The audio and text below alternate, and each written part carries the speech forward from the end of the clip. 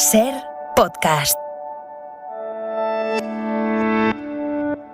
Y Leo Messi acaba de confirmar de su boquita lo que ya sabíamos porque lo adelantó anoche la cadena SER, que es que se va a Miami. Manu Carreño, buenas noches. Hola, Aimar. Pues al final, y después de mucho pensar, ni los millones de Arabia, ni el paripé del FC Barcelona, que ha demostrado que era un paripé, que era una intención falsa y que eran declaraciones de cara a la galería. No tenía ninguna posibilidad, ni siquiera habiendo recibido el ok del fair play financiero por parte de la Liga. Es que era imposible. Ese plan financiero no ha llegado a siquiera llegar a poder ofrecerle a Messi una oferta. Así que Messi lo ha decidido, lo hemos contado a las 5 de la tarde en directo con Francino en La Ventana, y ha elegido jugar en el Inter de Miami, así que ese será su futuro. Antes de que lo haga oficial el club, ha concedido una entrevista, sobre todo en clave barcelonista, a Mundo Deportivo y Sport, los dos diarios deportivos de Cataluña, y este mensaje que lanza Leo Messi dando alguna explicación y alguna clave de por qué al final no ha vuelto al Barça. Tomé la decisión de que voy a ir a Miami y decidimos continuar el camino ahí. Tenía mucha ganas, mucha ilusión de poder volver, pero por otro lado, después de haber vivido lo que viví, la salida y dejar mi futuro en manos de otro, por así decirlo de alguna manera, quería tomar mi propia decisión pensando en mí, en mi familia. Se ha demostrado que ha sido una farsa todo lo de depende de Leo. Al final no ha habido ninguna oferta del FC Barcelona, luego lo hablaremos tranquilamente en el larguero, y opta por irse a Miami. Menos dinero, menos oferta económica que la de Arabia Saudí, pero a mí me da la impresión de que Leo Messi tiene la luz pagada ya para bastante tiempo, así que no va a ser un problema de pasta. ¿Menos de cuánto estamos hablando? Pues mira, la oferta de Arabia Saudí superaba los 350 millones. Sí. Si lo contamos así como si nada, ¿sabes? Un futbolista, 350 millones al año. En Miami van a ser 50 solo. Sí. Solo 50, Aimar. Pero es verdad que eso va a llevar una serie de pluses adicionales, ¿no? Por su firma patrocinadora Adidas. Te pones a sumar. Exactamente, correcto. No andará muy lejos al final de la cifra de Arabia Saudí. Pero creo que entre Miami y Arabia Saudí, oye, hay quien elige Arabia Saudí, como acaba de hacer Karim Benzema. Messi y su familia tenían otras preferencias y en caso de no volver al Barça, se van a Estados Unidos. Venga, te escuchamos luego en el larguero, Manu. Adiós, Aimar, chao.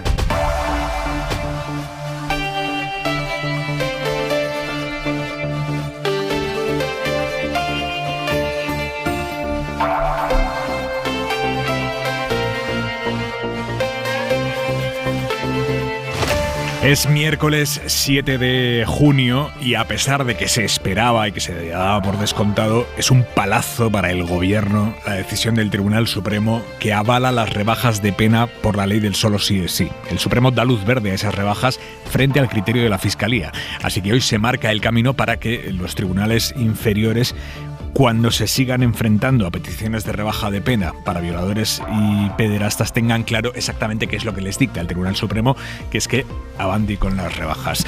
La cuestión es hasta qué punto esto está ya electoralmente amortizado, si el daño ya está hecho, si todo el daño ya está hecho para los partidos del gobierno de coalición y en concreto en el caso de Irene Montero otra derivada. Hasta qué punto esto carga de argumentos a quienes desde Sumar no quieren verla en las listas de las generales porque consideran que ya resta más que aporta. Esta noche Más Madrid ha votado con un 96% su integración en Sumar para estas generales. La Chunta también lo acaba de anunciar, que se suma. Pero la clave de todo sigue siendo Podemos. ¿Qué va a pasar? ¿Va a haber acuerdo? ¿No va a haber acuerdo? La clave de todo siguen siendo las listas. ¿En qué orden va cada uno? ¿Cuántos puestos de salida se queda cada partido? ¿Cómo se va a repartir el dinero? En eso están a esta hora de la noche. Siguen negociando, quedan 48 horas para que se cierre el plazo y nada está cerrado. Pero lo que está tomando unos tintes alucinantes es el pulso primero al sentido común y después ya a todos los demás, incluidas las instituciones comunitarias, el pulso que parece estar dispuesto a echar el gobierno de Castilla y León, PP, Vox, a cuenta de la tuberculosis bovina. Esta noche la Comisión Europea ha advertido de que no era legal la relajación de los controles sobre esa enfermedad de las vacas que había decidido Vox en Castilla y León. La Comisión advierte de que esa ley incumplía las normas de la Unión Europea. Vox, que gobierna allí en Castilla y León con el PP, rebajó hace unas semanas en plena campaña electoral las restricciones que existen para controlar esta enfermedad, la tuberculosis bovina, que por cierto puede transmitirse a humanos. Lo hizo para ganarse el apoyo de los ganaderos, pero en contra del criterio de prácticamente todos los especialistas, incluso los técnicos de la propia consejería, el Departamento de Sanidad Animal. El gobierno central lo recurrió, dijo esto es una salvajada, lo recurrió a la justicia. La justicia esta semana ha paralizado la norma, pero en lugar de dimitir, hoy el consejero de Agricultura y Ganadería de Castilla y León, Gerardo Dueñas, que es de Vox, ha dicho que es que se lleva la salud pública muy al extremo.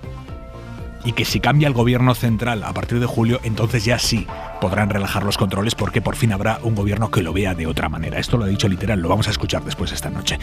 Como digo, Europa ha dicho hace nada que esto que pretendían en Castilla y León incumplía las normas comunitarias.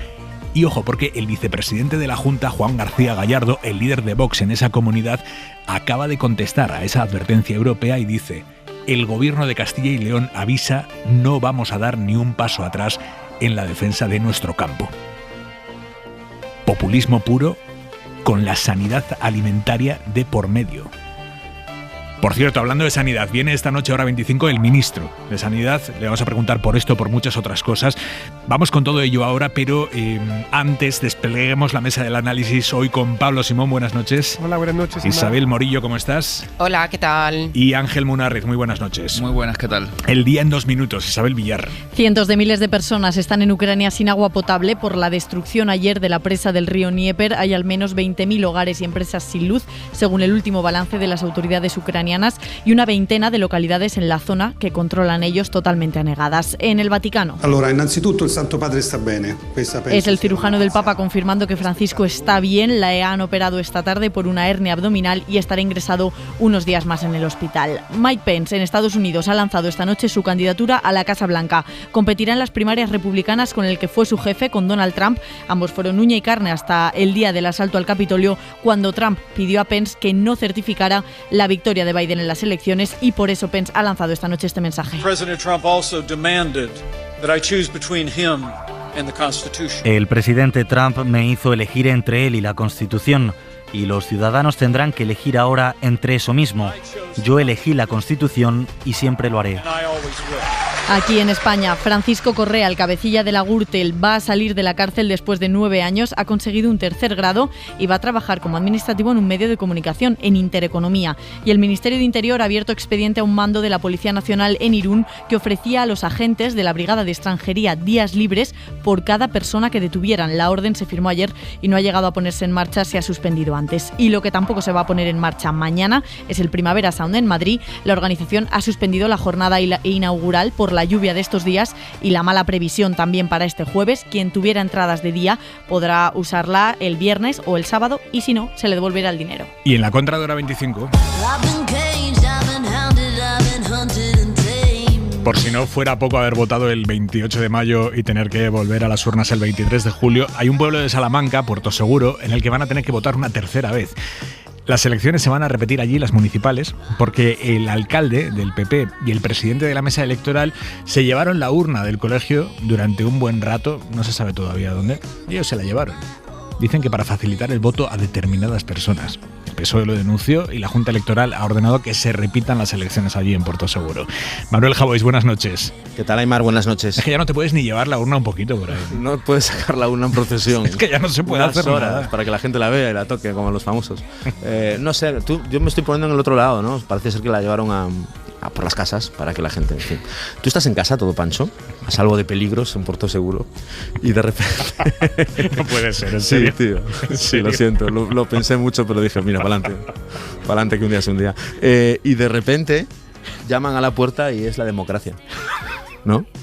La democracia timbrando en tu casa. Miras por la mirilla y la urna. La democracia enloquecida, gripada. Tú debajo de la cama diciendo, no, estás no voto, y te vienen a buscar. Te pregunta tu padre quién es y a ti te da la risa, claro. Yo recuerdo aquella frase de Churchill que decía que la democracia es cuando alguien llama de madrugada, sabes que es el lechero. Bueno, hay que redefinirla porque a lo mejor es ella directamente. Yo abro la puerta, me enseñan una urna y probablemente les meta dentro las cenizas del abuelo. ya vamos a sacar algo en claro. Que esto, por cierto, ya se hacía con Fraga en Galicia, cuando contabilizaron votos de muertos. En otro modus operandi, pero sí, distinto, sí. Hay un momento impresionante de todos modos que consiste en imaginar ese instante en el que el alcalde toma la decisión de coger la urna bajo el brazo y dice, me la llevo. Yo creo que esto tiene que salir de aquí. Esos 10 segundos en la cabeza del alcalde, ¿no? que además él lo ve como lo más normal del mundo, por eso quiero entrar ahí a ver qué está pasando. La urna con él de puerta en puerta como si estuviese en Halloween en Ohio, ¿no? Truco trato cuando todo el mundo sabe que es el truco, no hay más vueltas que darle. En fin, a mí me gustaría saber si se habrá llevado también con él las papeletas para que pueda elegir la gente y meter una. Imagínate que pesaban mucho todas y dice, bueno, cojo las de mi partido y luego ellos ya que se vayan aclarando con cuál. Voy a llevarlas del PAC, también voy a llevar. Aquí hay mucho que investigar, querido Aimar. Un beso, Jaume. Un pico, chao.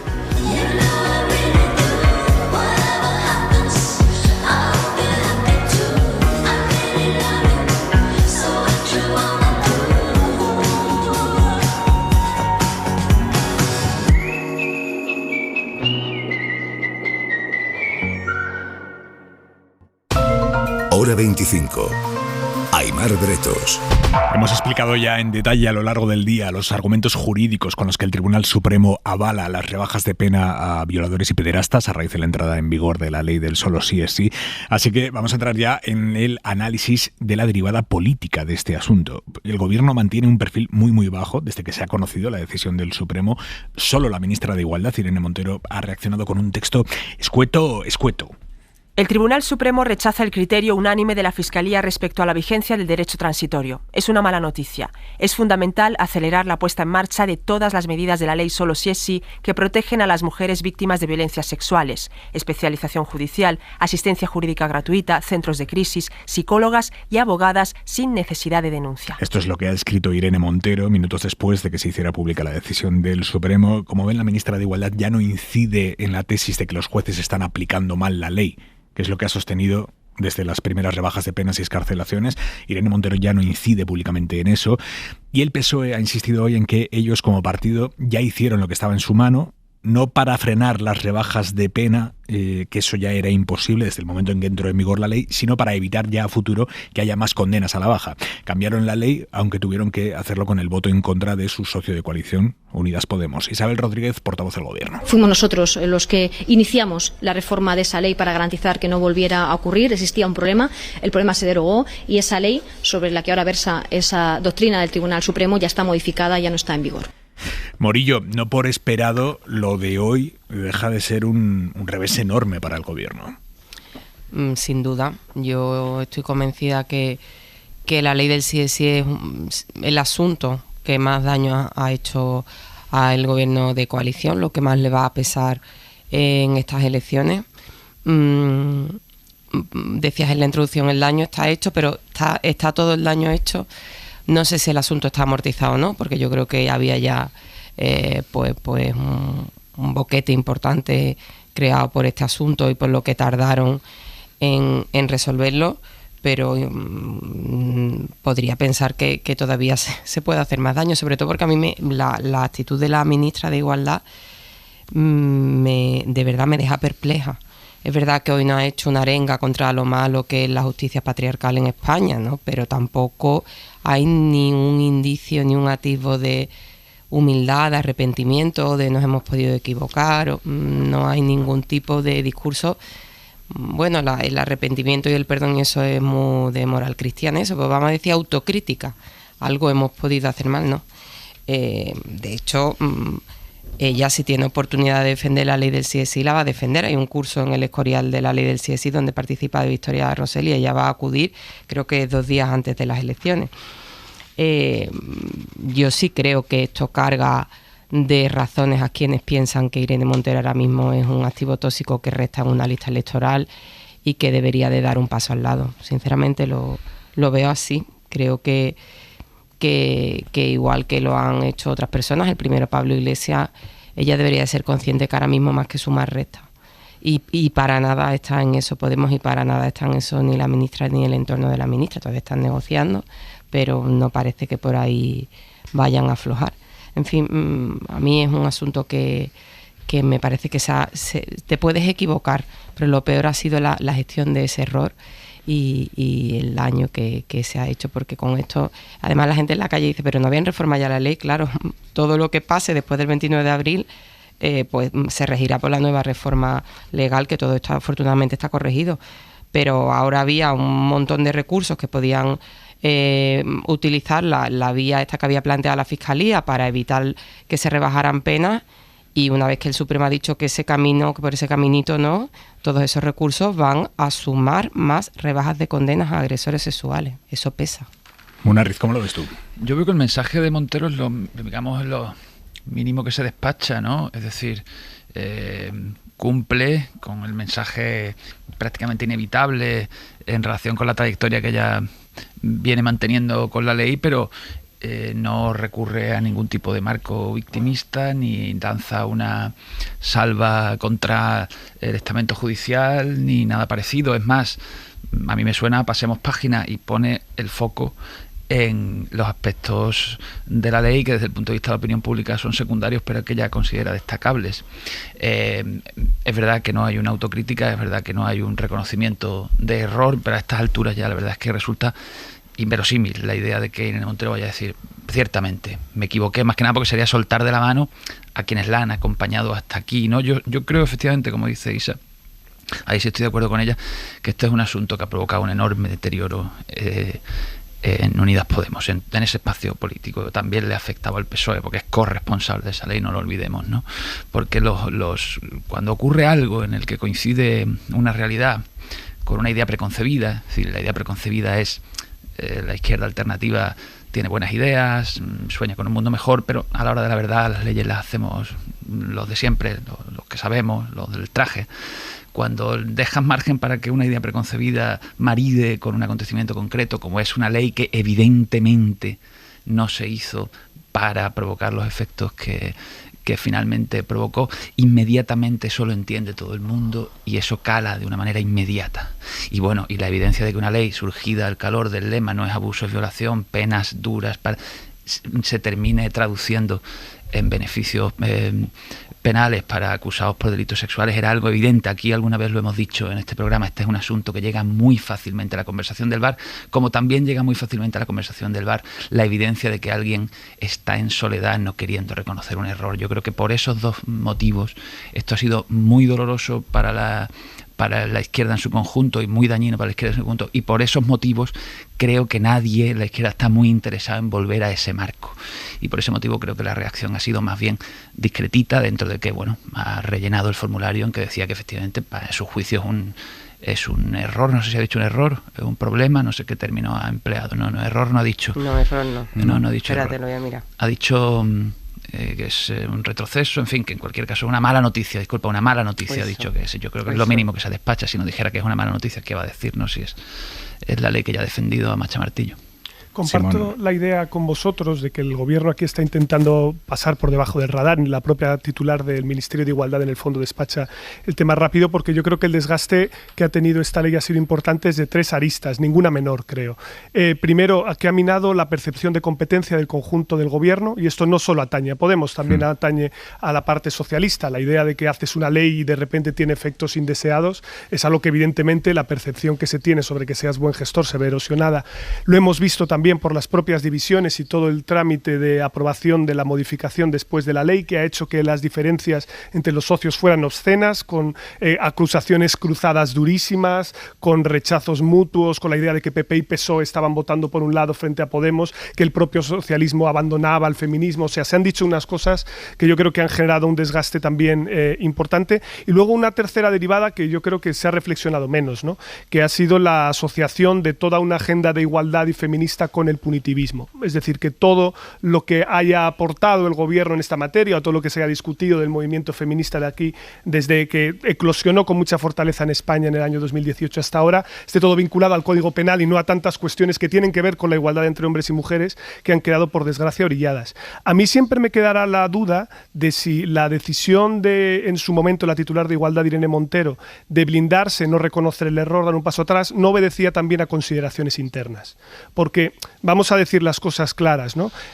Cuando un político se equivoca, no solo pide disculpas, también asume responsabilidades, y eso normalmente se sustancia con una dimisión o cesando a parte de tu equipo o de tus responsables. Sin embargo, sabíamos que cuando esto estalla a finales del trimestre del año pasado, ya está en curso el proceso de negociación interno a propósito de si será Yolanda Díaz la que encabezará la candidatura. Todavía no había dado el paso, había mucho ruido interno, se rumoreaba que a lo mejor Irene Montero se postulaba como candidata. Todo eso estaba ocurriendo en paralelo. paralelo. Entonces, para mí siempre habrá la duda de si la decisión de enrocarse aquí, más allá de acusar a todo el mundo, no obedecía también a lo que ahora ya todo el mundo reconoce de manera explícita, ¿no? Que es que había tensiones dentro del Consejo de Ministros, reconocer un error implicaría tu muerte política y eso era inaceptable, y está al final todo el Ejecutivo un poco rehén de esas decisiones, sin restar culpa aquí al ala socialista del gobierno, por lo que le tocaba a él de fiscalizar la reforma del Código Penal, ¿no? Pero a mí siempre me cabrá esa duda, porque en el fondo yo creo que eso ha hecho un flaco favor a la causa feminista en su conjunto. A 48 horas para que termine el plazo para registrar esa hipotética coalición, Sumar, Podemos o como termine cristalizando eso, hoy a lo que hemos asistido es a una presión creciente de los dirigentes territoriales de Podemos a la dirección nacional de Podemos para que llegue a un acuerdo con el equipo de Yolanda Díaz. Empieza a haber marejada interna, lleva habiendo tiempo. Empieza a aflorar públicamente con intensidad esa marejada interna en Podemos ante la posibilidad de que la dirección no llegue a un acuerdo con el equipo de Díaz. Los territorios de Podemos empiezan a temerse esa opción y advierten en público de que ellos no están ahí. Ana Fernández Vila, buenas noches. ¿Qué tal, Aymar? Buenas noches. Sí, quedan apenas 48 horas para que cierre el plazo y desde los territorios cada vez son más las voces que presionan para que se cierre ese acuerdo con Yolanda Díaz. Voces como la de la líder de Podemos en Extremadura, Irene de Miguel. Aquellos que no quieran unidad tienen que dar un paso a un lado y dejar a los que creemos que la unidad sí es el camino. O la de Navarra, Begoña Alfaro. Sería una irresponsabilidad impresionante que no se produjese ese acuerdo a nivel estatal. También Alejandra Jacinto, candidata en Madrid. Allí el secretario general Jesús Santos ya avisó la semana pasada de que había que anteponer el país a los partidos. Misma lectura desde Galicia o Asturias y presión también de militantes en Valencia y Castilla-La Mancha. Los territorios siguen en shock tras la debacle del 28M. La amenaza de rebelión interna sobrevuela, sobre todo en los más críticos, si no hay integración en Sumar. A esta hora, la dirección sigue diciendo que no hay avances, y se nos dicen las fuentes consultadas, aunque públicamente sí han rebajado el tono. Nosotros queremos cerrar un acuerdo lo antes posible. Podemos ha estado donde ha estado siempre, que es trabajando por la unidad. Yone Belarra ha evitado hoy referirse a esos vetos de los que acusan a Más Madrid, Compromís y los comunes. Vetos que en Sumar sí se han encargado de negar. El acuerdo está cerca, será en breve. Eso ha dicho hoy Urtasun, el nuevo portavoz del equipo de campaña de Díaz en su estreno. No vamos a esperar al último minuto, estamos finalizando el acuerdo, finalizando los equipos y saldremos a ganar este partido. Por ahora confirmada ya la integración en Sumar de Más Madrid. Sus bases la acaban de avalar por el 96% de los votos. Queremos hacernos cargo también, ¿no? Nosotros desde Más Madrid nos hemos hecho cargo, ¿no?, de los intereses de los madrileños y también queremos hacernos cargo de los españoles. Y también confirma su adhesión la Chunta aragonesista. Díaz quiere cerrar antes del viernes el acuerdo global, eso nos dicen en su equipo, pasar página de las tensiones y centrarse en hacer campaña. Distintas fuentes consultadas por la SER dan por hecho que Podemos estará, aunque hay voces menos optimistas tras los duros reproches de los últimos días. Gracias, Ana. Hay algo que siempre explicas muy bien, Pablo Simón, y es que al final toda la actualidad y los artificios sobre las negociaciones y demás, lo mejor es pasarlos por el colador de los incentivos que tiene cada uno para sumar, para romper o para no romper, incluso aunque te estén humillando, pero si no tienes ningún incentivo para ir tú solo, ¿no? Claro, sí, y por ahí van los tiros. De hecho, los colegas andaluces de la mesa saben muy bien lo que es apurar el proceso hasta casi la foto finish y lo que eso puede implicar en muchos términos. Vamos, ¿no? hasta quedarse fuera del plazo. Pues fíjate lo que implica en términos de recursos, ¿no? Porque aquí también estamos hablando de recursos, incluso de presencia en debates y de spots electorales. Claro. En el fondo, a efectos prácticos, el sistema electoral español en las generales ya sabemos que es una picadora de carne, sobre todo si un partido no supera el umbral del 15%. Y el verdadero problema de esto, más allá de las consideraciones orgánicas, las disputas sobre quién tiene más poder o no, es que aquí hay una paradoja curiosa. Los puestos de salida, que para que la gente nos entienda son los que van a ser diputados seguro, esto no es un problema para PP y para PSOE porque son viables en todas las provincias. Pero en el momento en el que tú tienes que un partido está ya por debajo de ese 15 y por lo tanto que los diputados los puede conseguir, por ejemplo, por Madrid o por Valencia, Alicante, Sevilla, Barcelona, por provincias muy concretas, pero eso se solapa con dos realidades. Primera, que las confluencias allí es justamente donde son más fuertes y exigen tener más presencia en las listas. Y en paralelo, que tienes muchos partidos que tienes que meter en la ecuación, el sudoku ya es complejo de por sí. Es que es evidente que es complejo. Pero si a esto encima le sumamos los incentivos orgánicos, yo siempre, cuando estoy mirando esto, me hago una pregunta. Asumamos este punto de partida. No estoy diciendo que sea real, pero asumamos este punto de partida. Supongamos que todo el mundo que está negociando ahora mismo ya ha asumido que va a perder las próximas elecciones. ¿vale? Asumamos que todos dicen es imposible ganar. Si ese es el escenario, tiene mucho sentido el que estén ahora mismo peleando y que en el fondo no quieran concurrir juntos. Por una razón muy sencilla, porque Podemos sabe que lo van a excluir del próximo gobierno. Podemos sabe, sobre todo la dirigencia de Podemos, no hablo de Podemos en cuadros medios territoriales, sabe que les da igual que haya confluencia o no, porque en el fondo no van a repetir, no van a tener llamando en plaza, más allá de la supervivencia del partido. Pero es que el propio Sumar puede estar pensando en 2027 y en el medio plazo más que en el corto. Por lo tanto, que en el fondo tampoco les interesa incorporar a los activos de Podemos dentro de su grupo parlamentario, porque saben que si ellos tienen que hacer una alternativa para dentro de 4 años, tenerlos dentro es garantizar su supervivencia e imposibilitar ese escenario. Entonces, yo no estoy diciendo que ese sea el punto de partida, pero mi pregunta es, ¿están los dos? Pero no te parece descabellado que lo sea. No, exacto, pero lo que quiero decir es que mi pregunta es, ¿cuál de los dos? ¿O los dos piensan que van a perder, o hay uno que piensa que va a perder y otro que no? Y él, por lo tanto, dice, claro, y vuelvo ahora a hacer este ejercicio, ¿no? Si Podemos piensa que ya va a perder, ¿qué incentivos tiene a entrar si no negocia durísimo porque sabe que no va a tener ninguna presencia en las listas? Pues es decir, claro, pero ahí es donde está. Pero entonces ya no es una negociación porque ellos no tienen nada que perder y por lo tanto hablamos ya de un plano distinto. Morillo. Sí, o sea, me parece, como siempre, muy inteligente el planteamiento de Pablo. Yo lo que pasa es que creo que Podemos estar en un punto de que asume, y hoy me parece que se ha evidenciado claro, y tú lo explicabas, ¿no? La marejada interna estaba ahí, pero ya ha empezado a aflorar en el momento en que tus líderes territoriales te dicen o entramos en Sumar o nosotros nos vamos a sumar. Es como me decía mi compañera Ana Cabanillas, que es la que está continuamente hablando. Compadezco a los compañeros que están haciendo la información de la negociación, porque es estar pegado a un teléfono literalmente 20 horas al día, hablando con gente que cada uno te quiere intoxicar, malmeter. O sea, los admiro de verdad, porque hay que tener una frialdad y un sentido de la responsabilidad. Pero bueno, digo los periodistas, los que negocian me parece que a veces son más irresponsables. Cuando es o pacto o desbandada, como me ha dicho ella, y en ese punto están, a mí me parece que tienen que calibrar muy bien, ponerse a exigir, porque claro, ¿de qué le sirve a Podemos seguir existiendo fuera de Sumar con 3? O sea, con Pablo Iglesias, Ione Belarra y Irene Montero. No le veo sentido ninguno a ese proyecto político, ¿qué es ¿no? Podemos?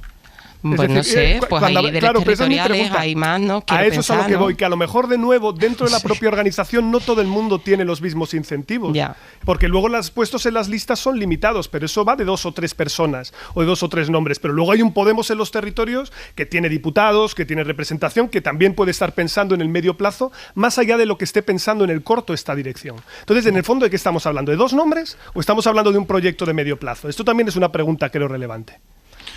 Sí, y me parece que la negociación de Sumar, por parte de Sumar, está siendo más inteligente de lo que yo al principio pensaba, también lo tengo que decir. ¿En qué sentido? Pues porque están apretando muy bien. Por ejemplo, en el caso de Podemos, están negociando no solamente con los que mandan, digamos, con el núcleo duro, sino que también hay conversaciones paralelas con esos líderes territoriales, en la manera de administrar los anuncios, en la manera de darle a cada uno su sitio, pues hoy más Madrid, la Xunta, no sé, me parece que de verdad hay voluntad de unidad y el convencimiento de quien quiera estar que esté, quien no, que no esté. Y ese planteamiento creo que le está funcionando a Sumar, y además muestran siempre optimismo. Por ejemplo, hemos tenido por aquí a Arnés Urtasun, que se ha estrenado como portavoz, y aparte que me parece un tipo inteligente la manera de expresarse. En ningún momento ha reflejado odio o recelo o enfado o lo que vemos en otros líderes de Podemos, ¿no? De pataleo, ira, no. Y me parece que ese es el camino. Pero vamos, todo es una opinión. Es que la dirección de Podemos está enormemente debilitada por el resultado del 28M. Esto no lo podemos olvidar. Es decir, con los parámetros históricos de valorar resultados políticos y esperar consecuencias, esos resultados son unos resultados como para plantearse la posibilidad de que los miembros de la dirección pusieran su cargo a disposición del partido. Quiero decir, no hubiera sido una cosa descabellada.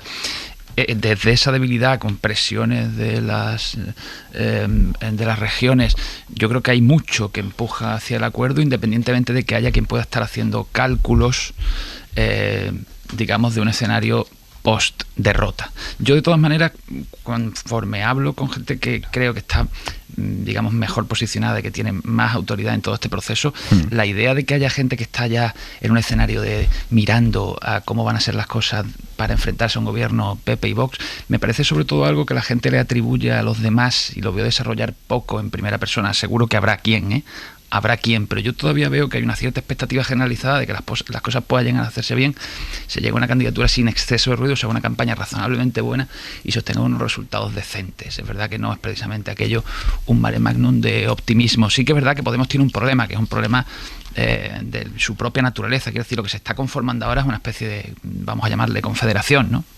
Yo veo claramente que es Más Madrid, la Chunta está claro lo que es, Drago, Compromís, los comunes, está lo territorial, está Izquierda Unida, que Izquierda Unida, aparte de que tiene el punto de que tiene sus alcaldes, su arraigo, su historia, tiene el Partido Comunista dentro, que no deja de ser en sí mismo lo que llama Enrique Juliana un surco, ¿no? Y hay un terreno que está rastrillado, lleva muchos años, todo el mundo tiene muy claro lo que es ahí, ¿no? Podemos, que era un partido político, ¿no? Pero era sobre todo una actitud, una estrategia, un talento, un momento, un brillo momentáneo, que evidentemente ha pasado, ¿vale? Independientemente de que conservan cuadros valiosos, experimentados y tal y cual.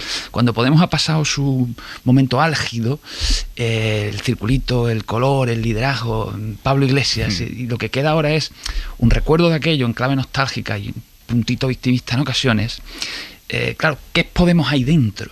En esa confederación, ¿cuál es su activo? Puedo entender que, llevado a las últimas consecuencias del razonamiento de qué aporta cada cual, haya quien pueda enarcar la ceja ante la entrada de un Podemos tan debilitado con una derrota reciente. Ahora la pregunta es, ¿qué tiene Podemos? ¿Cuál es su activo?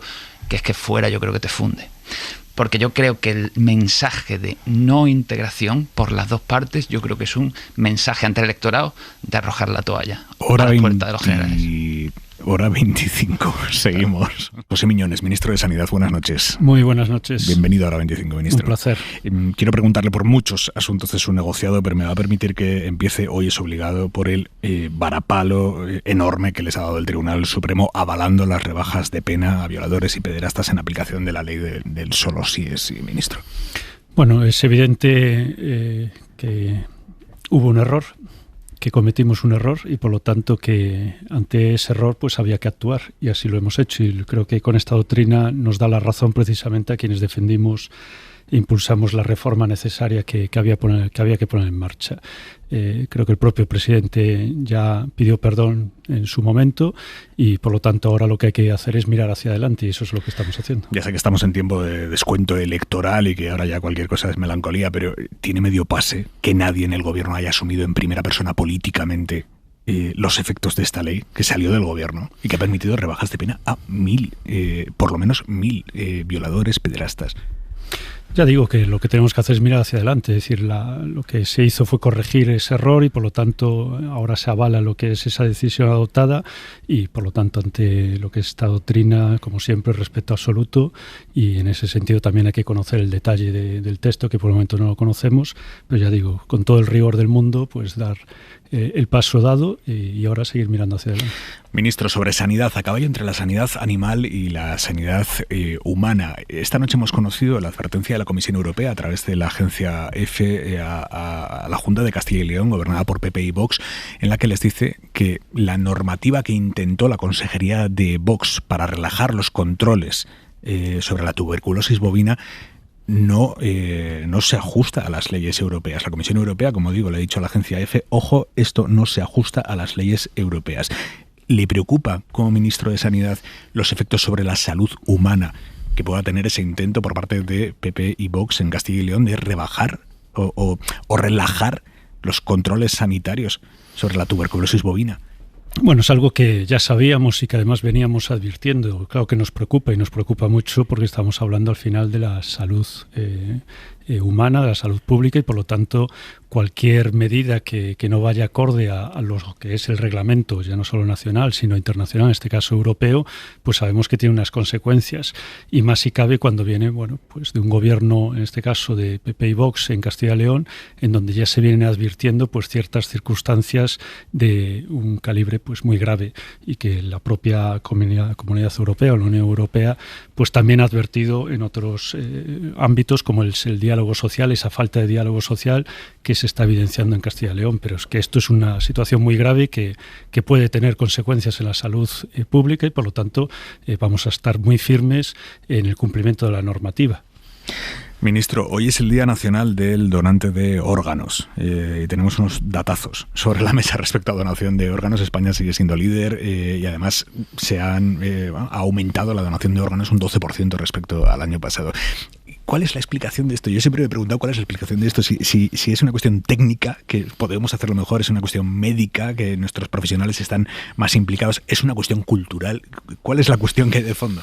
Bueno, es la suma de un trabajo de 34 años. Estamos diciendo, y además acabamos de hacer un acto esta semana de precisamente con respecto al Día Nacional del Donante de órganos tejidos, precisamente para reconocer pues el papel tan importante que tienen las familias. Estamos hablando de más de 51.000 familias que a lo largo de estos 34 años pues han puesto a disposición precisamente un órgano de un familiar querido en un momento muy duro, uno de los momentos más difíciles que atraviesan en la vida, y que han posibilitado pues estos 122.000 trasplantes.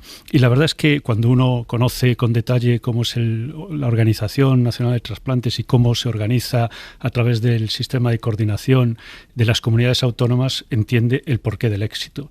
Y es un éxito que va a ir a más. Es cierto que somos referentes mundiales, ya no solo en la donación de órganos, sino ahora también en lo que es en asistolia, y una donación que además se ha incrementado un 38%. ¿Qué es la asistolia, ministro? El hacer la donación también en vivo. Es decir, estamos ahora mismo con cifras de récord, 129 donantes vivos a lo largo de estos 5 meses de año, y por lo tanto ese trabajo es un trabajo que se hace pues con formación, que conocíamos esta misma semana también el trabajo que los grupos de coordinación están haciendo en la formación de cara a los familiares, y por lo tanto, bueno, todo el esquema nacional de trasplantes funciona y además lo queremos exportar, y por eso también el programa Alianza con el que trabajamos lo que hace es, pues con, en este caso, profesionales sanitarios de Iberoamérica vienen aquí a España a formarse durante meses en nuestros hospitales para poder seguir exportándolo. Ahora mismo se calcula que el 84% de las familias a las que los médicos les dicen su familiar ha fallecido, pero estos órganos se pueden salvar. El 84% de las familias españolas a las que se les plantea una situación así dice sí, adelante, donamos. ¿Se puede trabajar para que ese porcentaje sea mayor, o hemos llegado ya a un techo cultural? Quiero decir, el 84% es altísimo. Creo que es bueno poner en relieve de qué estamos hablando. Somos, una vez más, el primer país del mundo en ese porcentaje. El resto de países están en torno al 50, al 45 o al 60 en algunos casos. Por lo tanto, estamos muy por encima del resto de los países.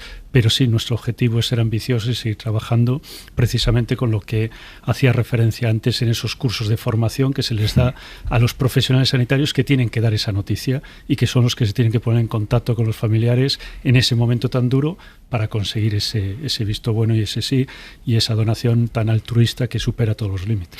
Ministro, ¿cómo puede ser que por segundo año consecutivo hayan quedado plazas MIR vacantes para médico de familia? Los médicos no quieren ser médico de familia. No es que no quieran ser, no quieren los sueldos que se les paga. No es solo una cuestión de sueldos. familia. No es solo una cuestión de sueldos. No es solo una cuestión de sueldos. Llevamos hecho un análisis en profundidad y a través también de las comunidades autónomas, y es evidente que cuantas más plazas vamos sacando, y estamos batiendo año tras año el número de plazas de la formación sanitaria, pues también el porcentaje que pueda quedar en este caso sea mayor. Estamos hablando de 131 plazas de 11.150. Por lo tanto, siempre lo digo, esta convocatoria ha sido la convocatoria con mayor número de plazas en la historia, que tienen finalmente pues un destino. Por lo tanto, ese es el objetivo con el que trabajamos, sobre todo viniendo de donde venimos, que era ese recorte que hubo en plazas, y que solo hay que ver las cifras y los números del año 2016 o el año 2015, donde el número de plazas que se ponían para la formación sanitaria no superaban las 6.000. Ahora estamos hablando de 11.100, es decir, un 40% más. Pero tenemos que seguir trabajando porque, ya digo, no es solo un tema económico, es un tema en el que las plazas que quedan son en atención primaria principalmente en Castilla y León y Galicia, y por lo tanto, comunidad a comunidad tenemos que trabajar para conocer también esas otras causas que conocemos ahora mismo en algunos casos, como es la conciliación que buscan estos jóvenes. O sea que es por la conciliación también. También es la suma, ya digo, de muchas circunstancias. También el poder incorporar en la carrera universitaria pues una asignatura de atención primaria, esa modificación que la rotación también se haga en atención primaria, que creemos que es necesario. Es decir, hay un trabajo por hacer de cara a futuro y por lo tanto creo que va a ser también una oportunidad. ¿Nos confirma que la especialidad de urgencias va a estar aprobada antes de final de mes? Bueno, hoy mismo hemos tenido el congreso con todos los especialistas de la especialidad precisamente de urgencias del SEMES y ahí hemos trasladado pues lo que es ya una evidencia, un paso más que hemos dado en el día de ayer con la aprobación de la exposición pública, la convocatoria pública de ese decreto que va a permitir precisamente esta especialidad. Hasta el 21 de junio estará abierta y a partir de ahí pues intentaremos acelerar al máximo lo que son los plazos. O sea, antes de que termine la legislatura, sí. Sí, ese es el objetivo, es decir, ya lo hemos acelerado para llegar al día de hoy, pero desde luego vamos a seguir acelerando al máximo. Ministro, ¿cuándo se va a eliminar la obligación de entrar con mascarilla, por ejemplo, a una farmacia? Bueno, no es solo a una farmacia. No, es decir, pero por ejemplo. Por ejemplo, tenemos que hacer un trabajo en conjunto. Siempre lo he dicho, la ponencia de expertos, junto con la Organización Mundial de Salud, nos están indicando por dónde ir y, por lo tanto, yo espero que más pronto que tarde podamos hacer la recomendación del uso de la mascarilla en vez de la obligación. Pero es un trabajo que se tiene que hacer de forma conjunta y analizando, pues ya digo, con los expertos, no solo la retirada en un punto concreto, sino ver en su conjunto. Pero más pronto que tarde, ¿estamos hablando de semanas? Ojalá. Es en ese trabajo en el que estamos haciendo, precisamente ahora con la ponencia de expertos y saber también con el CAES en el informe que tenga que evaluar y ver exactamente si es una retirada gradual o se trata de una retirada o una recomendación en este caso global. ¿Tiene sentido mantener la mascarilla? Insisto, puedo entender un hospital, puedo entender un centro de salud, una farmacia que uno entra a comprar tapones. ¿Tiene sentido mantener una norma que no se puede hacer cumplir? Pero Aymar, nosotros creemos que es decir, no podemos dejar a expensas solo de lo que pueda ser una decisión para un colectivo concreto. Yo te puedo garantizar que en el caso de las oficinas de farmacia, el Consejo del Colegio de Farmacéuticos estaría en contra de la retirada de las mascarillas. Y seguro que si preguntamos a cada persona va a tener una opinión, el que te dice que, oye, es una farmacia en donde entra el paciente precisamente con una infección y por lo tanto que el profesional tiene que estar protegido igual que la persona que entra. Ya digo que habrá opiniones para todos los gustos y la nuestra tiene que ser con rigor y es lo que buscamos. ¿Usted lleva una mascarilla ahora encima? La llevo en el coche. Yo en el coche. yo no la llevo ahora y si necesito un ibuprofeno, ¿qué hago? Es que es una situación, parece bastante anacrónica respecto a una pandemia que está ya terminada.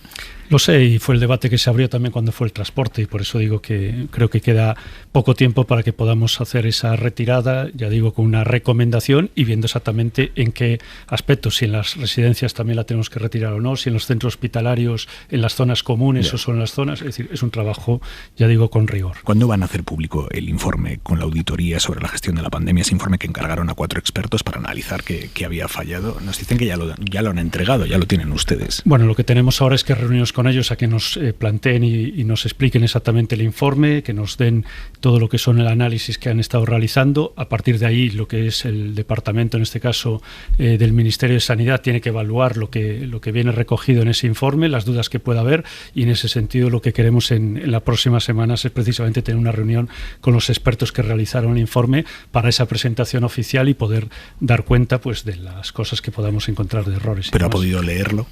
No, en particular no he tenido el tiempo para hacerlo. Pero nos confirma que lo han recibido. Bueno, sé que ha habido una notificación por parte de los expertos a lo que es en la Comisión de Salud Pública y por lo tanto que ese informe se ha entregado un primer borrador. El adelanto electoral deja en el tintero muchísimas cosas y entre otras el derecho al olvido oncológico. ¿Sabe usted, ministro? Claro que sabe que hay muchísimas personas que han pasado un cáncer y que cuando van después a pedir una hipoteca en un banco, cuando van a contratar un seguro con una aseguradora, les ponen problemas y les dicen no, tú no, que has tenido un cáncer. El presidente del gobierno anunció durante la campaña que esto se iba a prohibir. Es lo que se conoce como el derecho al olvido oncológico, pero el adelanto electoral se lo ha llevado por delante. Y no sabes lo que me duele. No sabe lo que me duele porque hemos tenido una implicación personal desde el Ministerio de Sanidad, hemos estado con las asociaciones, los colectivos, a partir de ellos precisamente hemos estado trabajando el documento, y es que estaba a las puertas, ya estaba en el Senado para la aprobación precisamente en la primera semana de junio. Nuestro compromiso, lo saben bien las asociaciones, de que está ahí, tenemos el trabajo hecho y por lo tanto muy avanzado para hacer esa modificación de las dos leyes, y sí que al menos hemos conseguido un avance en cuanto a lo que es la Dirección General de Tráfico y esa renovación del carnet de conducir, que mucha gente desconoce, pues que también tenía un agravio de que solo se podía renovar cada 3 años, y eso, mediante lo que ha sido una aprobación de una orden ministerial, pues se ha retirado, y por lo tanto y a partir de ahora cualquier persona que haya pasado un cáncer tiene que renovarlo, pero como todo hijo de vecino. Exacto. Cuando le toque, a los 10 años o lo que sea. Según la edad que tenga, pues exactamente con esa renovación natural. Hablando de cosas que se quedan durmiendo el sueño de los justos, la ley de la ELA, ministro, ¿cómo puede ser que haya terminado la legislatura con la ley de la ELA sin aprobar por el bloqueo de su partido y de Unidas Podemos? Bueno, no puedo compartir esa afirmación, porque no ha sido un bloqueo. El Ministerio de Sanidad se ha volcado enormemente junto con otros ministerios a todo lo que es el gobierno con el colectivo. Hemos estado precisamente hablando con el colectivo y estamos con una estrategia que el propio Ministerio de Sanidad ha cumplido y ha sacado adelante precisamente para las enfermedades neurodegenerativas. Hay mucho trabajo por delante y mucho trabajo que se ha estado desarrollando, y que además hoy pues podemos decir que con la aprobación ayer en el Consejo de Ministros de la adenda pues ve la luz. Tenemos una aportación en esa adenda de 50 millones de euros precisamente para mejorar la atención en este caso de los pacientes con enfermedades raras y también de ELA, y para poner en marcha pues todo el protocolo que teníamos, precisamente lo que nos estaban derivando, que nos solicitaban con ese catálogo ortoprotésico, con esa inversión en lo que son los CESUR, y también con esa naturalidad que tenemos que afrontar lo que es una evidencia y una necesidad. Pero ¿cómo me puede decir, ministro, que PSOE y Unidas Podemos no han bloqueado la ley cuando han pedido 40 y pico prórrogas semana tras semana en el periodo de enmiendas, que es exactamente lo que se hace para dilatar la tramitación de una ley, que es bloquearla? Bueno, lo que se necesitan son los acuerdos mayoritarios en el Parlamento, en este caso en el Congreso, y ese es el trabajo que se hacía, y a nivel de la tramitación parlamentaria que se estaba desarrollando. Yo, como ministro de Sanidad, lo que cuento es el contacto directo que tenemos con en este caso los pacientes, que tenemos con las asociaciones, pero que también tenemos lógicamente ahora en el avance, pues que la próxima semana mismo vamos a reunirnos con el Ministerio de Inclusión para dar, pues ese protocolo con el cual estábamos trabajando, darle luz, y que por lo tanto podamos seguir avanzando, y también en ese centro nacional para lo que es el tratamiento o la atención de los pacientes de ELA. Una de las reivindicaciones de los pacientes de ELA es que desde el momento en el que el médico les dice tienes ELA, se les reconozca una incapacidad o cierto grado de invalidez. Quiere decir, la ELA, desde el momento en el que te la reconocen, a partir de ahí ya nunca vas a estar mejor. Cada día es mejor que el siguiente, porque siempre vas a estar peor. Eso se va a llevar a cabo, el hecho de que se automatice el reconocimiento de la incapacidad en el momento en el que el médico te dice tienes ELA, y que no tenga que pasar un periodo de 1 año o lo que sea, desde que el médico te reconoce tienes ELA hasta que la administración te reconoce la incapacidad por la ELA. Es precisamente lo que estaba hablando, es decir, en la próxima semana con el ministro de Inclusión lo que queremos es precisamente avanzar en ese protocolo que estábamos trabajando, en donde es inclusión en este caso el que va a regular lo que es esa incapacidad, de poder tramitarla de una forma rápida, y no solo lo que es la incapacidad, sino también la atención necesaria para los familiares que tienen que dejar su trabajo pues precisamente para cuidar al familiar. En esa línea es donde trabaja el Ministerio de Inclusión, el Ministerio de Sanidad trabaja en otras líneas, y el Ministerio de Derechos Sociales en lo que es ese centro nacional. Ese protocolo es lo que queremos llevar a cabo, porque es lo que nos demandan también las familias, y igualmente avanzar en la investigación, algo que ya digo hoy en la presentación del PERTE de Salud de Vanguardia, lo que hemos puesto encima de la mesa pues precisamente son todos los avances en investigación, que es lo que nos piden también para mejorar en la calidad, y no solo en la calidad, sino en la esperanza, alargar la esperanza de vida. Ministro, ¿por qué no se ha endurecido la ley antitabaco, como llevan pidiendo años los expertos? Tan fuerte es la presión de la industria tabaquera. Bueno, puedo decir que llevo 2 meses en el ministerio, que he tenido el contacto... Pues, pero tanto... responde por un gobierno en España que lleva 5 años. Por eso digo, y voy a responder.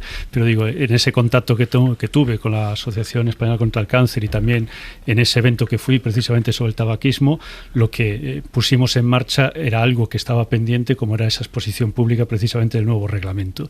Y ese reglamento, pues como ya trasladé en ese mismo evento, tiene que ir de la mano del reglamento europeo. Y por lo tanto, ahí es donde estamos trabajando para seguir avanzando en lo que son los vapeadores, esa reglamentación necesaria de los vapeadores y desde luego en todo lo que tenga que ver con el tabaco en la España 2030, de la Juventud 2030 y sobre todo de esos espacios libres de humo. Es que hay algo brutal con los vapeadores, ministro, y usted lo sabe bien, y es que la industria está llegando a adolescentes y a niños con vapeadores especialmente diseñados para los críos, con caras de Bob Esponja y tal, para tener los consumidores del futuro. ¿Qué van a hacer contra eso? Reglamento.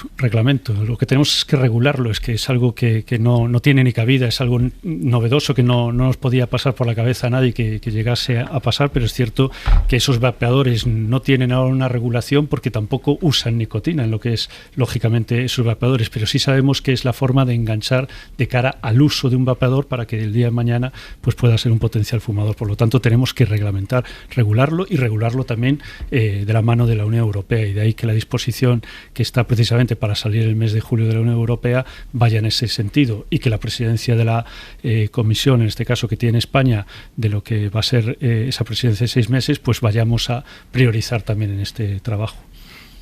Si son reelegidos.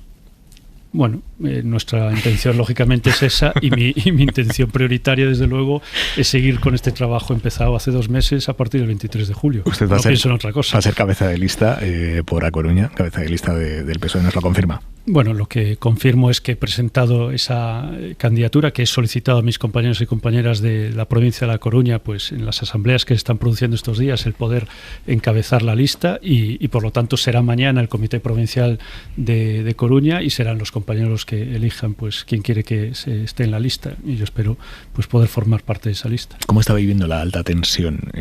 ¿Cómo está viviendo el PSOE? La alta tensión que se está produciendo entre Sumar y Podemos a 48 horas de que termine el plazo para registrar coaliciones. Si te digo la verdad, personalmente es que no me afecta en nada. Es decir, tengo claro cuál es el proyecto que tenemos de futuro, cuál es el proyecto en el que estamos trabajando, y sobre todo sé que perfectamente cualquier votante puede sumarse a este proyecto ahora del Partido Socialista, y ese es el objetivo principal. Me dice personalmente no me afecta en nada. No sé si pudo ver la encuesta que publicamos en la serie El País a principios de semana, que decía que sí les afecta. De hecho, les va la carrera política, bueno, la carrera política no, les va el futuro político de este gobierno. Al PSOE también le va en que haya unidad a su izquierda. Bueno, evidentemente lo que nos va es que la gente que está precisamente pensando en el progreso de España, pues salga a votar y vaya a votar, y desde luego se movilice. Eso yo creo que es la clave, y para eso pues nos toca explicar en el detalle todo lo que estamos haciendo, pero también explicar qué es lo que puede venir. Y un poco teníamos el ejemplo de lo que veíamos ahora en el caso de Castilla y León y con ese gobierno de PP y Vox. Yo creo que a la gente hay que trasladarle pues el mensaje claro de qué queremos y cómo queremos España. Creo que estos 5 años de gobierno de coalición, que es la primera vez que sucedía, son un ejemplo también del progreso de muchas de las normativas, pero también de en este caso, hablando como ministro de Sanidad, de la sanidad pública que defendemos, y creo que eso es lo que tenemos que hacer llegar a la gente, que muchas veces desconoce el trabajo que hacemos o la situación económica en la que nos encontramos. José Miñones, ministro de Sanidad, gracias por venir a Hora 25. Muchas gracias a vosotros. Y esta noche con un ojo mirando a Miami, nuevo destino de Messi, y con el otro mirando a Bellingham, que viene a Madrid. Manu Carreño, buenas noches. Hola, Aimar. Luego estaremos en Miami con la última hora de lo que ya hemos adelantado a las 5 de la tarde. Ya hemos contado también aquí en Hora 25 a las 10. Pero vamos a hablar también del fichaje que ya es oficial del Real Madrid. Se ha hablado mucho de Bellingham, me parece un acierto, un gran centrocampista que se rifaba en varios clubes del fútbol inglés, pero que ha cerrado el Real Madrid. 103 millones de euros le cuesta al Real Madrid, firma por 6 temporadas y es a partir de ahora nuevo jugador a las órdenes de Ancelotti. Así que pendientes de Messi todas las novedades, también de Busquets. Y luego hablamos de Bellingham. Venga, hasta luego, Manu. Adiós, Aimar. La ropa para mañana. Luis Mi Pérez, pobre Jordi Carbo, que lo tenemos de vacaciones. Bueno, pobre, qué Déjalo pobre. descansar, qué sí. Pobre, qué pobre. Venga, Luis Mi, dale. ¿Quién pudiera estar de vacaciones? Buenas noches, Aimar.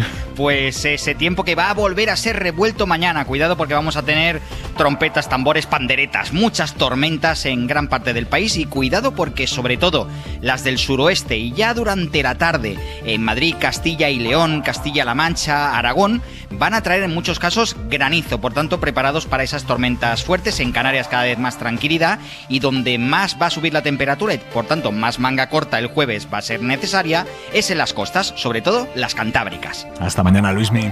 Hasta mañana. Ni una palabra le hemos escuchado o leído al presidente de Castilla y León, Alfonso Fernández Mañueco, Partido Popular, desde que el lunes terminó de estallar a nivel nacional el asunto de los controles sanitarios a la tuberculosis bovina allí en Castilla y León. Fue ese día cuando los ganaderos asaltaron la delegación territorial de la Junta en Salamanca y ese día la justicia paralizó la orden autonómica que había aprobado Vox en plena campaña electoral y que relajaba las medidas de control sobre esta enfermedad. Pero Mañueco no ha dicho ni una palabra de lo que se está haciendo desde su propio gobierno. Y eso que hasta la Comisión Europea ha dicho esta noche que la relajación de controles de tuberculosis en Castilla y León no es legal. Incumple las normas de la Unión Europea. Isabel Villar, buenas noches. Buenas noches. Un portavoz de la Comisión Europea le ha dicho a FSI que la orden que relaja el control de la tuberculosis bovina va en contra de las normas europeas. Recuerda que es una enfermedad que puede transmitirse a los humanos y que, por tanto, la vigilancia y las medidas de prevención son importantísimas. Hasta el consejero de Agricultura autonómico, que es de Vox, ha reconocido hoy que tanto el Gobierno central como Bruselas les trasladaron sus dudas sobre esta orden, pero ellos siguieron para adelante, orden que la justicia ha paralizado después de que la recurriera el Gobierno central. De hecho, ahora mismo las vacas de Castilla y León ya están sometidas a las mismas restricciones que en las demás comunidades. Pero Vox mantiene su intención de volver a relajar los controles en materia de tuberculosis bovina y lo fía todo a que haya un cambio de Gobierno central en julio. Y que yo creo que cada vez se va a extender más esa necesidad de que alguno de los criterios de las campañas de saneamiento se modifiquen, pues posiblemente también un cambio de Gobierno el día 23 de julio pueda favorecer otro modelo de programa nacional.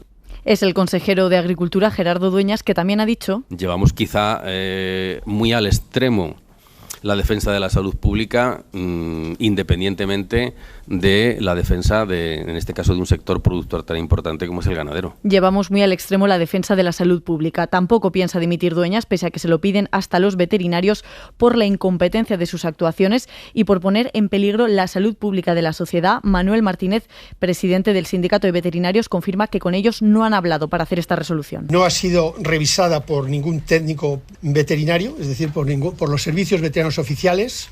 Presumimos que, a juzgar de lo que ha pasado posteriormente, tampoco pasó el trámite y el control interno de su asesoría jurídica, porque si no sería incomprensible que se hubiera dictado esa resolución. Y aún así el consejero se queda y en la misma línea se ha pronunciado esta noche García Gallardo, vicepresidente de la Junta, respondiendo a la advertencia europea que dice que esa orden no es legal. Gallardo asegura que su gobierno no va a dar ni un paso atrás en la defensa del campo y mientras Mañueco guarda silencio. Pues nada, un pulso a Europa, que es siempre una estrategia ganadora. Siempre una estrategia ganadora, echarle un pulso a Europa y a la legislación europea. Es todo un delirio, hasta el punto de que los propios ganaderos, hoy en Infolibre, Munarriz, citáis al coordinador de COAG en Castilla y León, reconoce, Vox engañó a los ganaderos diciéndoles lo que querían oír. Bueno, sí, supongo que un sector de los ganaderos lo ve así, seguro que hay otros que lo ven de otra manera. A mí me llega un eco doñanesco con esto, es decir, total. La escala es diferente, pero veo regalar el oído a lo que se entiende como una clientela electoral a costa de todo, a costa de salirse de sus competencias, de echarle el pulso a Europa que tú mencionas, de irresponsabilidad manifiesta y de un potencial daño al producto. Es decir, no es bonito la carne se asocie con unas menores garantías sanitarias. Luego yo sé lo que ocurrirá, habrá alguna campaña contra la carne castellano-leonesa, algún dirigente del PSOE de Podemos la compartirá en Twitter y será un ataque total contra la ganadería castellano-leonesa frente a la que se erigirá Mañueco y capitalizará la crisis. Yo apostaría por eso. Hombre, espero que aprendan, ¿no? Bueno, pero vamos, ya veremos. Puedes acertar. No, ahí lo dejo, ecos doñanescos. Me ha parecido que el esquema de la situación es lo mismo, que la escala pueda ser diferente. Es de una irresponsabilidad absoluta. Y aparte, es de una incompetencia. Al Ministerio de Agricultura llegó el día 23, o sea, esto lo aprueban por San Isidro Labrado. Deciden el día 15 de mayo, vamos a relajar los controles saltándonos toda la normativa comunitaria en un asunto tan grave que afecta o que puede incluso saltar a la cadena humana, que es un asunto sanitario. Vamos a saltarnos todas las normas porque como es el día de San Isidro vamos a relajar la normativa y vamos a cambiar el protocolo científico que existe, porque como los científicos no saben, vamos a cambiar el protocolo científico que existe para controlar la tuberculosis bovina. Y el día 23 llegó una carta al Ministerio de Agricultura, una carta dirigida al Director General de Sanidad de la Producción Agraria desde la Comisión Europea en unos términos muy contundentes. La Comisión Europea estaba absolutamente alarmada por lo que estaba ocurriendo, tanto que el Ministerio tomó partido inmediatamente y legisló pues en contra o corrigiendo dentro de la legislación europea lo que había decidido unilateralmente y saltándose todas las leyes Castilla y León. Además lo recurren a los tribunales, por supuesto lo aceptan como medidas cautelares, frenan la normativa y en ese recurso el gobierno de Castilla y León no presenta nada, o sea, no se dirige al tribunal para decir en el derecho de mis competencias yo he aprobado esto, no, pues dice bueno, si nos lo tumban da igual, ya sacaremos otra norma como han hecho hoy. O sea, me parece incendiar, claro, es que yo creo que ese es el problema de fondo. Ellos arriman la gasolina y calientan a los agricultores y cualquier día va a pasar algo demasiado grave.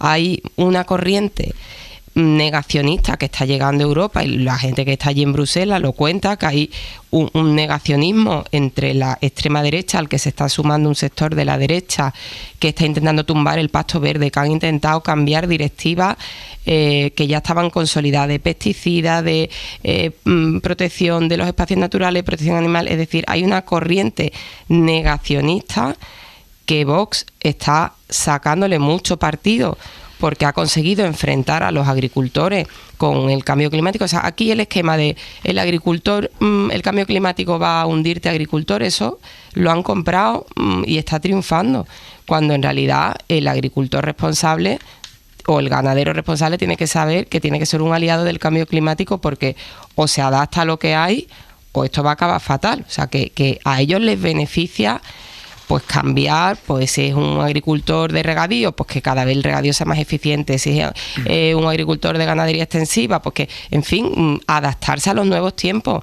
no ahora abrir una guerra entre el sector primario y el cambio climático. ¿Eso qué sentido tiene? De verdad, es que es trampismo puro. Y el problema es que el PP, lo estamos viendo, lo ha explicado Ángel perfectamente, en Doñana, y lo estamos viendo aquí, se está dejando arrastrar. El PP toda la vida, para mi gusto, ha sido un partido europeísta y un partido que, pese a las meteduras de pata de Rajoy contra el cambio climático, no ha sido un partido negacionista del cambio climático, me parece a mí, y no creo que deba de dejarse arrastrar en los asuntos que son claves, ¿no? Bueno, sí, pero por ejemplo, cuando Vox le ha empezado a rivalizar en serio como partido dominante del regadío, porque claro, donde es fortísimo el PP, ¿no? En Almería, en Murcia, en parte del Levante, ahí ha sido muy fuerte el PP, ha considerado que nunca tenía competencia. Cuando Vox ha subido la apuesta y ha regalado el oído a esos sectores por encima de lo que ahora mismo aconsejaría un discurso prudente desde el punto de vista medioambiental, el PP ha visto esa apuesta, y donde no la ve está sufriendo. Es decir, en Mar Menor ahí tenemos, a ver cómo acaba eso, pero Vox va un paso más allá en cuanto a la eliminación de limitación al uso de fertilizantes. El PP parece que no quiere entrar, pero evidentemente se está generando una competencia por complacer a sectores cuya actividad tiene un impacto ecológico que obviamente habrá que apoyar para que la transición se produzca en unos términos que no dejen a la gente sin sustento, eso es evidente. Claro. Pero los términos se están produciendo, los términos en los que se está desarrollando la propuesta, en Vox está marcando muchísimo el camino del PP, que no se está sabiendo resistir con suficiente autonomía, diría yo. Yo lo voy a recoger donde dejaba ahora mismo Isabel la cuestión, que en el fondo, fijaos que han salido los tres temas, ¿no? Ha salido Mar Menor, ha salido Doñana, ha salido esta crisis, y en el fondo lo que está revelando es, creo, hacia dónde se están moviendo los ejes de polarización y de competición política en los próximos 10-20 años, porque hay algo que va a ocurrir de manera natural, que es que estamos viendo que el cambio climático ya tiene impacto en nuestra vida, los climas son más extremos y el sector primario tiene que hacer un proceso de reconversión o de adaptación que implica unos ganadores y unos perdedores. Y en el fondo, si os dais cuenta, los dos grandes partidos que están ahora mismo en auge en Europa, que son los verdes y la extrema derecha, en el fondo los dos partidos tienen una sola cosa en común, solo una. A los dos les da miedo el futuro. Es decir, los dos piensan que si tú no haces nada, el futuro va a ir a peor. Unos son un futuro que piensan que viene impuesto por unas élites lejanas que te van a obligar a cambiar tu modo de vida, y por lo tanto es un voto resistencialista puro y duro, como el que vemos en el mundo agrario, que además en muchos sectores está bien organizado, tiene capacidad de movilización y siempre ha tenido unos márgenes muy estrechos. Fijaos que en el fondo también parte de la razón que desata estas crisis tiene que ver, pues bueno, con un campo que sabemos que está sufriendo sequías, están teniendo que sacrificar reses, están teniendo, digámoslo así, márgenes cada vez más reducidos, y por lo tanto ahí es donde la extrema derecha entra, creo yo, como un cuchillo en mantequilla caliente, es un voto de resistencia. Y del otro lado los partidos verdes, ¿no?, que surgen paradójicamente en las zonas urbanas, que aquí en España, fijaos que no hay partidos verdes per se, sino que lo capitaliza la izquierda, y que genera que esto sea un activo más que polariza entre los dos. El PP es el que hasta cierto punto aquí no tiene un discurso muy claro sobre qué va a hacer con estas cuestiones. Es decir, yo tengo la impresión de que es Vox quien marca y quien tira desde un lado, es más el PSOE, Podemos un poco rivalizan, pero al menos tienen una idea sobre hacia dónde quieren avanzar, pero entre medio el PP no ha propuesto nada encima de la mesa o no sabe exactamente cómo hacer esta transición, porque como también decía Ángel, ¿no?, antes era un electorado entre comillas cautivo, era fácil que estos te votaran a ti, pero ahora tienes competencia. La pregunta es cómo se va a hacer esta transición, de qué manera, dónde están los ganadores y los perdedores, y cuánto más va a seguir polarizando la situación política en España en la próxima década. Yo creo que por aquí lo vamos a ver, y la agenda verde va a seguir marcando también elecciones a futuro y el destino de nuestro país y de Europa. Bueno, lo que vamos a ver en los próximos días es la concreción de las listas electorales de los distintos partidos. El PSOE ya está metido completamente en la conformación de las suyas. El sábado tienen un comité federal en el que se tienen que ratificar unas listas que se terminarán de diseñar de aquí al viernes. Claro, habiendo perdido muchísimo poder institucional por toda España, las listas a las generales son una tabla de salvación laboral y política para buena parte de los dirigentes territoriales que se han quedado sin trabajo, básicamente. Y como pasa siempre en la elaboración de las listas, hoy hemos asistido a fricciones de baja intensidad, digamos, entre la dirección federal del partido y algún territorio más crítico que aspiraba a meter a su gente en puestos de salida. No ha hecho falta siquiera llegar a ese momento tan incómodo en lo orgánico que es que el viernes, víspera del Comité Federal, la comisión de listas te eche las tuyas para atrás o te tache el número 1 y te ponga otro. Hoy ha habido intensas negociaciones. Finalmente, por ejemplo, por Zaragoza, la número 1 al Congreso será la ministra de Educación, Pilar Alegría, a pesar de que esos no eran ni de lejos los planes de Javier Lambán, acérrimo enemigo político de Alegría.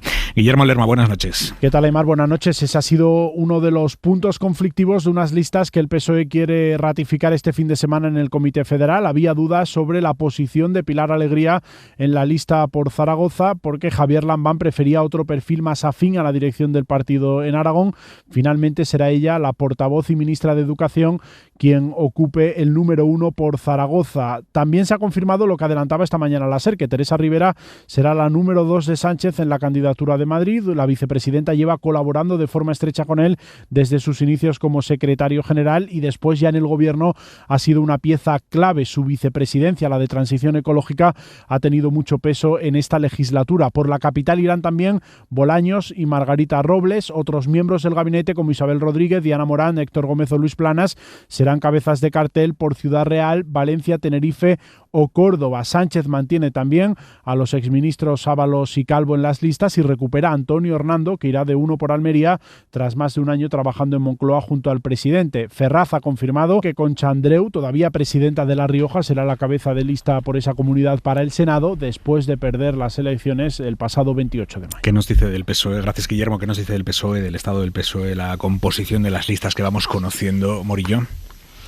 Bueno, pues yo creo que, por lo menos por lo que vemos en Andalucía, es verdad que lo has explicado, que hay menos poder institucional, aquí lo han perdido todo. Digo, el único espacio donde les queda estar es en las listas. Entonces, es verdad que aquí no ha habido fricciones, ni pulso, ni esto va a estar arreglado, y se ha aprobado todo, y lo que diga Ferraz va a misa. Lo que diga Pedro Sánchez se cumple y aquí nadie es rechista. Pero claro que ha habido mucho malestar en las agrupaciones provinciales, y claro, si a ti te colocan a Marlaska ¿De dónde es Marlaska, Ángel? Que lo hemos mirado antes, no me acuerdo. De Bilbao. De Bilbao. Te colocan al señor Marlaska de número 1 por Cádiz. Te colocan a la señora Calvo de número 1 por Granada, porque en Córdoba ha sido imposible. Plana es de Córdoba, Montero es de Córdoba. Entonces son 4 ministros de 8. Pues no hay sitio para mucha gente, porque además los resultados aquí van a ser malos. En fin, yo creo que son unas listas un poco de sálvese quien pueda, y unas listas al final donde Pedro Sánchez ha impuesto su criterio. Él se ha rodeado de lo que considera sus valores y sus pesos pesados, me parece legítimo. Y si soy un poquito mala, creo también que yo nunca lo soy, ya lo sabéis. Esto son unas listas pensadas en clave orgánica. Por si hay debacle, vamos a estar asistiendo a un futuro congreso del PSOE a octubre, finales de año. Y si los tuyos, los que te van a defender, tienen buenos puestos y están bien posicionados, pues a ti te va a ir mejor. Pues yo tengo que ser malo por sistema, porque lo que dices, Isabel, tiene pleno sentido. Es decir, desde una perspectiva electoral, si nosotros vamos a los datos que tenemos estudiados de esto, sabemos que quien sea el cabeza de lista en un sistema de listas cerradas y bloqueadas en la provincia no mueve voto. Es decir, eso seguro. Por lo tanto, el que tú coloques a los ministros en un sitio o en otro no puede obedecer a una intencionalidad electoral, sino que solo puede ser orgánica. Y evidentemente los partidos internamente tienen cuotas. Recordad además que la izquierda en España, de manera voluntaria, tiene listas cremallera. O sea, que tienen que ir alternándose hombre-mujer. Luego esto ya introduce un elemento de confección de las listas más complejos. Los puestos de salida, que son aquellos que tú puedes obtener, los ministros van de cabeza. Luego hay que buscar equilibrio con los aparatos territoriales. A veces sí o a veces no. Escúchame, hay un intensísimo debate ahora mismo en el grupo de Hora 25 sobre si todo el mundo sabe lo que es un puesto de salida, que no lo he explicado. Yo creo que todo el mundo sabe lo que es un puesto de salida. Pero de hecho lo he explicado yo aquí al principio. Dile al equipo de Hora 25 que se ponga la tertulia. Estos chiquillos son muy jóvenes. El equipo de Hora 25 se tiene que poner las pilas. Ya te lo digo yo.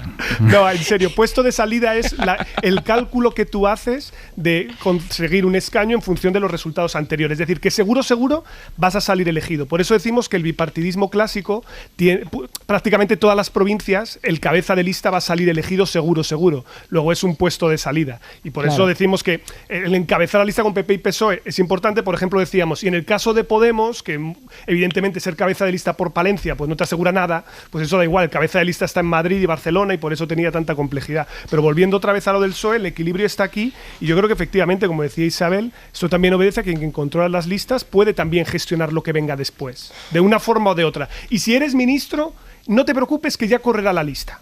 Ya podrás dimitir tú del escaño y el siguiente podrá entrar en tu lugar como lo han hecho en el pasado. Ese mensaje se ha trasladado a algunas agrupaciones provinciales, me consta, donde ha habido un poquito más de tensión. Perdone, los ministros no sueldan el acta, no tiene por qué. Prácticamente ninguno. En este gobierno sí. ¿Ah, sí? En este gobierno lo han hecho. Pueden soltarlo si se necesitan más puestos, hijo. No, los de Podemos no, los de Podemos no, pero esto es un fact check de esos. Venga, vamos a Pero bueno, si hay necesidad de puestos, de sueldos, vamos a hablar claro, si hay necesidad de sueldo, aquí han perdido todos los ayuntamientos, aquí de 6 diputaciones se quedan en 2, la gente está tirando, tiene trabajo, o sea, no hay un sueldo que lleva a su casa. Tienes toda la razón en que no es obligatorio, pero hay no es obligatorio porque que lo piden y otros no es incompatible, pero se puede trasladar el mensaje de si el ministro sale, no os preocupéis que correrá la lista y habrá un sitio para vosotros. Es una manera de decir, habrá sitio para todos si ganamos las elecciones. Vamos a remar, que lo importante es ganar. Deja que sea fulanito, menganito, que son más potentes, que después ya repartiremos. Monarriz.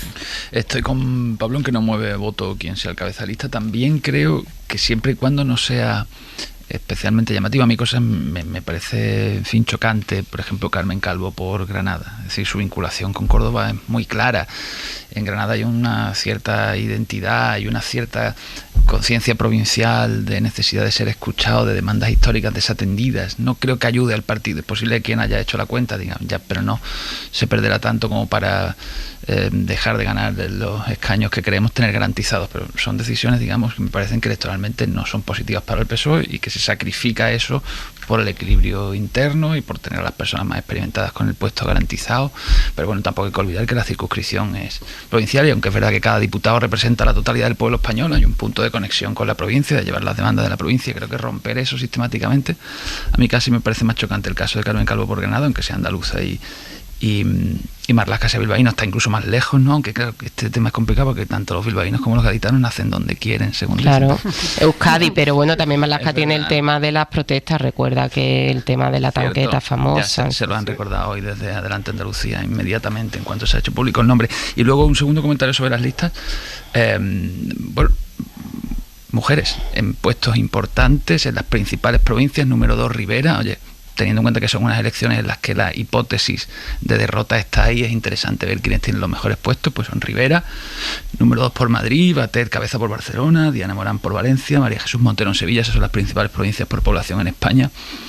Probablemente si tuviera que hacerse especulaciones de un PSOE post-Sánchez, pues probable que las cabezas giraran hacia estos nombres, también hacia algunos otros, ¿no? Pero también hay que mirar en las listas en esa clave. No son unas elecciones en las que quienes las están planteando puedan ignorar que existe la posibilidad de pasar a la oposición. Punto y 25.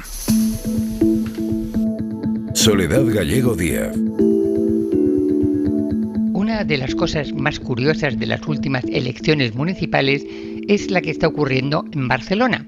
La mayoría para elegir alcalde en primera vuelta exigiría 21 concejales.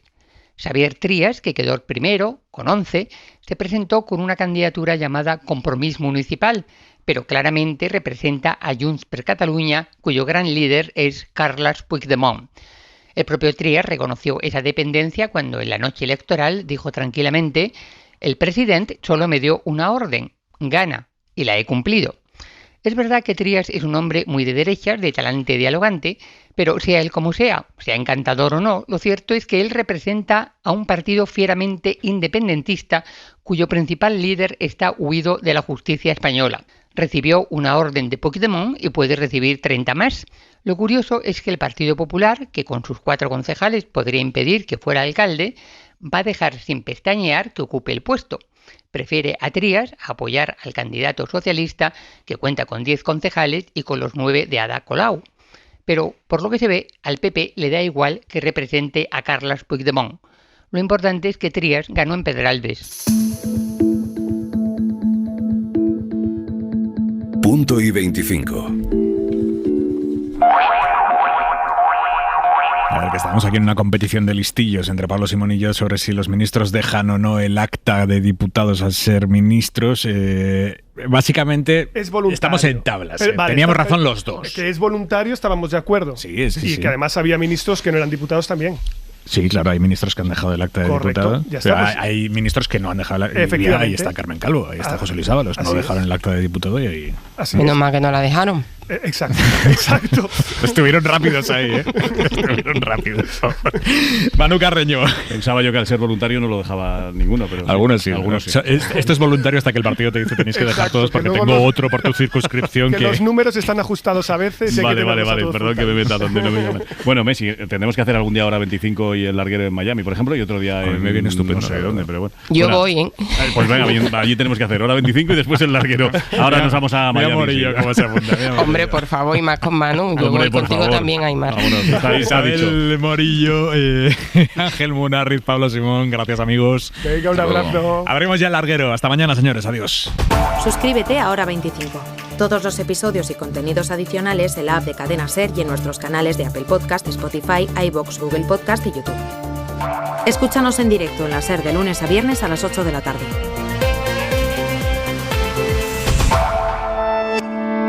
Cadena SER.